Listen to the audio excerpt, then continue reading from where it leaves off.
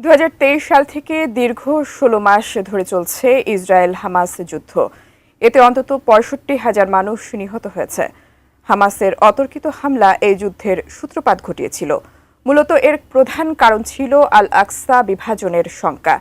শেষ পর্যন্ত আল আকসা বিভাজন কি রোধ করতে পারবে হামাস? বিস্তারিত জানাচ্ছেন জান্নাতুন নাহার জেরি।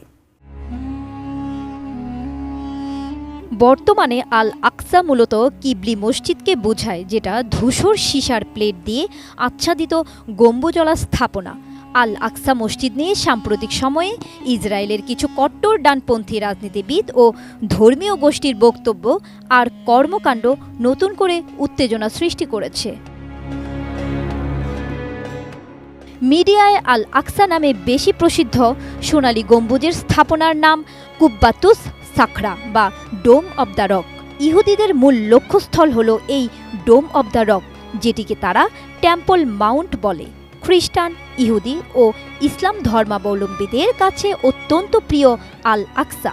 মুসলমানদের কাছে মক্কা ও মদিনার পর এটি তৃতীয় পবিত্রতম স্থান এবং ইহুদিদের কাছে টেম্পল মাউন্ট।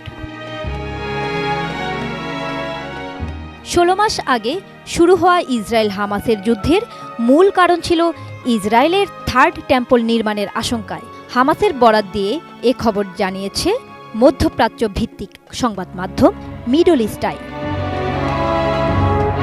নির্মাণ কাজেও আমি বেছে নেই CSRM TMT 500W, committed for better still। Israel record সংখ্যক 180 জন ইহুদি উপাসককে পূর্ব জেরুজালেমের আল আকসা মসজিদ চত্বরে প্রবেশের অনুমতি দিয়েছে। এটি এখন পর্যন্ত চত্বরে ইহুদি প্রবেশের সর্বোচ্চ নজির। বুধবার নিরাপত্তা বাহিনীর পাহারায় উপাসকরা প্রবেশ করে প্রার্থনা করে, যেখানে সাধারণত একসঙ্গে 30 জনের বেশি ইহুদিকে প্রবেশ করতে দেওয়া হতো না। ঘটনাটিকে ভীতিকর ও নজিরবিহীন বলে মন্তব্য করেছেন ইসলামিক ওয়াকফের আন্তর্জাতিক বিভাগের পরিচালক আউনি বাজবাজ। তিনি বলেন, তারা এমন পরিস্থিতির মুখোমুখি হচ্ছে যা আগে কখনো হয়নি। মুসলিম উপাসকদের ওই সময় প্রবেশ করতে দেওয়া হয়নি বলে অভিযোগ উঠেছে। ওয়াকফ কর্তৃপক্ষ আশঙ্কা করছে এর মাধ্যমে আল আকসার বর্তমান অবস্থা পরিবর্তনের চেষ্টা চলছে।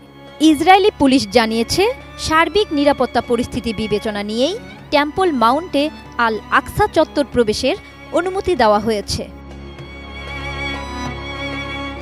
প্রসঙ্গত, আল আকসা মসজিদ মুসলিমদের জন্য পবিত্রতম স্থান। এটি আন্তর্জাতিকভাবে অধিকৃত ফিলিস্তিনি ভূখণ্ড হিসেবে স্বীকৃত, যদিও ইসরায়েল 1966 সাল থেকে এলাকা দখল করে রেখেছে। সাম্প্রতিক বছরগুলোতে ইসরায়েলি উগ্রপন্থী নেতারা আল আকসায় ইহুদি উপাসনার পক্ষে প্রচার চালাচ্ছেন। আশঙ্কা করা হচ্ছে হেব্রনের ইব্রাহিমি মসজিদের মতো বিভাজনের দিকেই পরিস্থিতি এগিয়ে যাচ্ছে।